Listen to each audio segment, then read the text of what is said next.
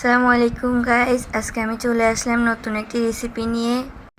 রেসিপিটি হলো মুগ ডালের মুড়িঘণ্ট, যা কম বেশি সবারই পছন্দ।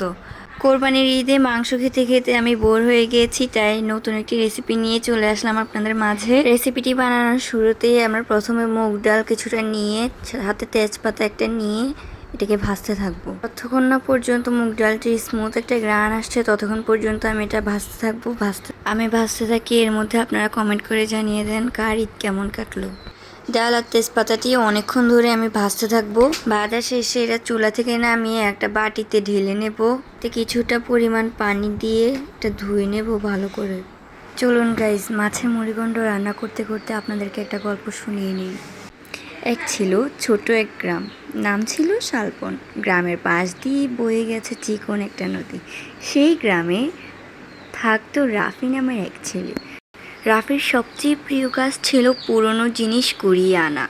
কেউ ভাঙা ঘড়ি ফেলে রাখলে সে তুলে আনতো, পুরনো রেডিও পেলে পরিষ্কার করত, আর মরিচা ধরা চাবি পেলেও যত্ন করে রেখে দিত। একদিন বিকেলে নদীর ধারে হাঁটতে গিয়ে রাফি কাদার মধ্যে একটা অদ্ভুত ছোট বাক্স পেল। বাক্সটা কাঠের, গায়ে খোদাই করা ছিল চাঁদ আর তারার ছবি। কিন্তু আশ্চর্য ব্যাপার হলো, বাক্সে কোনো তালা নেই, তবে খুলছেও না। রাফি বাক্সটা বাড়িতে নিয়ে এলো। রাতে ঝড় শুরু হলো, হঠাৎ বিদ্যুৎ চমকাতে শুরু করলো, আর সেই আলো পড়তেই বাক্সটা নিজে নিজে খুলে গেল। ভেতরে ছিল একটা ছোট কাগজ আর একটা নীল পাথর। কাগজে লেখা ছিল, যে এই পাথর হাতে নিয়ে সত্যি কথা বলবে তার মনের ইচ্ছে একদিন পূরণ হবে। রাফি প্রথমে বিশ্বাস করল না, কিন্তু কৌতূহল হলো এই যে সে পাথরটা হাতে নিয়ে আসতে বলল, আমি বড় হয়ে এমন কিছু বানাতে চাই যাতে গ্রামের মানুষের উপকার হয়। কথাটা বলার সঙ্গে সঙ্গে পাথরটা একবার নীল আলো জ্বলে উঠল, তারপর নিভে গেল। দিন কেটে যেতে লাগলো। রাফি পড়াশোনা করলো, পুরনো যন্ত্রপাতি নিয়ে কাজ করলো। গ্রামের মানুষ হাসতো, ভাঙা রেডিও ঘেটে কী হবে, কিন্তু রাফি থামলো না। অনেক বছর পরে সেই ছোট গ্রামের মানুষ প্রথমবারের মতো সস্তায় বিদ্যুৎ পেল, রাফির বানানো জল চালিত মেশিন থেকে। নদীর স্রোত দিয়ে চলতো সেই যন্ত্র। গ্রামের সবাই তখন বলতো রাফি ছোটবেলায় নাকি জাদুর পাথর পেয়েছিল।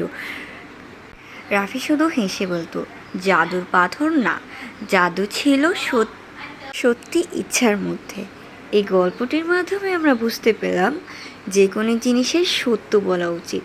সত্য বললে তার ইচ্ছা একদিন না একদিন পূরণ হবে। আপনার ইচ্ছা থাকবে, যতটুকু পূরণ হবে ততটুকু। সো গাইজ, আমার গল্প বলতে বলতে রান্না বসিয়ে দিলাম। প্রথমে ডাল আর কিছুটা পানি আর সাথে থাকা তেজপাতা দিয়ে দিয়েছি, সাথে একটু হলুদ গুঁড়ো দিয়ে দিয়েছি। এবার এখানে একটা ফ্রাই প্যানে আগে থেকে মাছের ভাজা তেলগুলো দিয়ে দিলাম। এতে দিয়ে দিয়েছি কিছুটা পরিমাণ জিরা, গোটা জিরা দিয়ে এটা ভাজতে থাকবো যাতে করে গ্রান চলে আসে। এখানে দিয়ে দিয়েছি কয়েকটা শুকনো লঙ্কা, তারপর দিব কিছুটা পরিমাণের রসুন, তারপর সবগুলো উপকরণ একসাথে নাড়তে থাকবো, ভাজতে থাকবো। সো গাইজ, দেখতে থাকুন। গাইজ, আমি রান্না করতে থাকি, আপনারা আমার রান্নার দিকে মনোযোগ দেন, আর আমি আপনাদেরকে আরেকটা গল্প শুনিয়েছি। অনেক দিন আগে সবুজ পাহাড় আর গভীর জঙ্গলে ঘেরা ছিল ছোট এক রাজ্য। নাম তার চন্দ্রপুর। সেই রাজ্যের আকাশে প্রতি রাতে অদ্ভুত এক নীল তারা জ্বলত। লোকেরা বলতো ওই তারার ভিতর লুকিয়ে আছে এক প্রাচীন জাদু। চন্দ্রপুরে থাকতো এক গরিব কাঠুরে ছেলে রায়ান। তার চোখে ছিল হাজার স্বপ্ন, কিন্তু গ্রামের সবাই তাকে নিয়ে হাসতো, তুই কোনোদিনও বড় হতে পারবি না। রায়ান চুপচাপ আকাশের তারাটির দিকে তাকিয়ে থাকতো। তার মনে হতো তারাটাও যেন তাকে কিছু বলছে। এক বর্ষা রাতে হঠাৎ ভয়ঙ্কর ঝড় শুরু হলো। আকাশ বিদ্যুতে ফেটে উঠল। সেই সময় রায়ান দেখতে পেল নীল তারাটা আকাশ থেকে পড়ে জঙ্গলের ভেতর হারিয়ে গেল। পরের দিন ভোরে সে একাই বেরিয়ে গেল জঙ্গলের দিকে। জঙ্গলটা ছিল ভয়ঙ্কর, বিশাল বিশাল গাছ, অদ্ভুত শব্দ, কুয়াশা আর অন্ধকারে ভরা। তবুও রায়ান থামল না। অনেক দূর যাওয়ার পর সে দেখতে পেল একটা নীল আলো জ্বলছে। কাছে গিয়ে অবাক হয়ে গেল। একটা ছোট পাথর, কিন্তু তার ভেতর যেন আকাশ ঘুরছে। রায়ান পাথরটা হাতে নিতেই চারপাশ কেঁপে উঠল। হঠাৎ সামনে এক বৃদ্ধ হাজির হলেন। লম্বা সাদা দাড়ি, হাতে রূপার লাঠি। বৃদ্ধ বলছেন, এটা পাথর নয়, এটা তারার হৃদয়। 1000 বছর ধরে এটা একজন সাহসী মানুষের অপেক্ষায় ছিল। রায়ান ভয়ে পেয়ে বলল, আমি তো সাধারণ ছেলে। বৃদ্ধ হেসে বলল, সাহস যার আছে সে কখনো সাধারণ নয়। এরপর বৃদ্ধকে বললেন, চন্দ্রপুরের উপর ভয়ঙ্কর অন্ধকার নেমে এসেছে। পাহাড়ের ওপর এক কালো জারকর জেগে উঠেছে। সে পুরো রাজ্যকে পাথরে পরিণত করতে চায়। শুধু তারার হৃদয় তাকে থামাতে পারবে। রায়ান প্রথমে ভয় পেল, কিন্তু রাজ্যকে বাঁচাতে সে রাজি হয়ে গেল। শুরু হলো তার দীর্ঘ যাত্রা। পথে সে পরিচিত হলো 3 জন সঙ্গীর সঙ্গে। প্রথমজন মীরা। সে ছিল একজন সাহসী মেয়ে, তীরন্দাজিতের অসাধারণ। দ্বিতীয়জন টুকু, ছোট কিন্তু ভীষণ বুদ্ধিমান এক ছেলে। তৃতীয়জন এক বিশাল সাদা নেকড়ে, যার নাম আক্র। 4 জন মিলে পাহাড়, নদী, অন্ধকার গুহায় পেরিয়ে এগিয়ে চলল। এক রাতে তারা পৌঁছালো ছায়াবন। সেখানে গাছেরা কথা বলতো। হঠাৎ চারপাশে থেকে ভয়ঙ্কর ফিসফিস শব্দ ভেসে এলো। ফিরে যাও, তোমরা মরবে। টুকু তো ভয়ে কাঁপতে লাগলো, কিন্তু রায়ান পাথরটা শক্ত করে ধরে রইল। নীল আলো ছড়িয়ে পড়ল, সব অন্ধকার সরে গেল।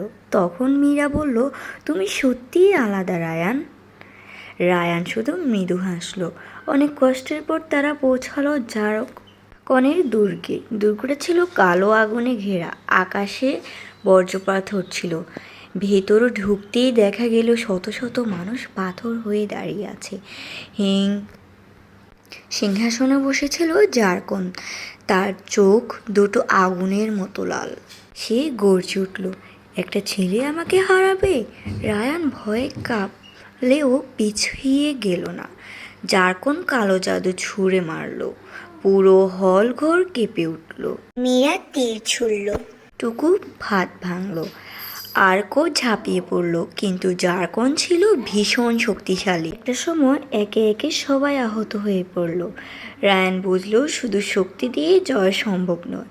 সে চোখ বন্ধ করল। তার মনে পড়ল বৃদ্ধের কথা। সত্যিকারের জাদু সাহস আর ভালোবাসার ভেতর থাকে। হঠাৎ তারার হৃদয় উজ্জ্বল হয়ে উঠল। নীল আলো পুরো দুর্গ জ্বলে উঠল, কিছু ঝলমলে হয়ে রায়ানের শরীর থেকে যেন 1000 তারা বেরিয়ে এলো। জারকন চিৎকার করতে লাগলো। তার কালো জাদু ভেঙে যেতে লাগলো। এক বিশাল আলোর বিস্ফোরণে পুরো দুর্গ কাঁপতে উঠল। তারপর সব শান্ত হয়ে গেল। জারকন হারিয়ে গেল। পাথর হয়ে থাকা মানুষগুলো আবার মানুষে পরিণত হলো। চন্দ্রপুর বেঁচে গেল।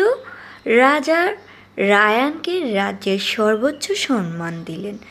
সবাই তাকে নায়ক বলতে লাগলো। কিন্তু রায়ান রাজপ্রাসাদে থাকলো না। সে আবার নিজের ছোট গ্রামে ফিরে গেল, কারণ সে জানতো সত্যিকারের বড় মানুষ সে নয় সে সিংহাসনে বসে, বরং সে যে নিজের ভয় জয় করে অন্যদের রক্ষা করে। তার প্রতি রাতে আকাশে সেই নীল তারা আবার জ্বলতে দেখা যেত। লোকেরা বলতো ওটা আসলে রায়হানের সাহসের আলো। এভাবেই বন্ধুরা রায়হানের সাহস জয় হলো। তারপর রায়হান জয়ী হয়ে গেল।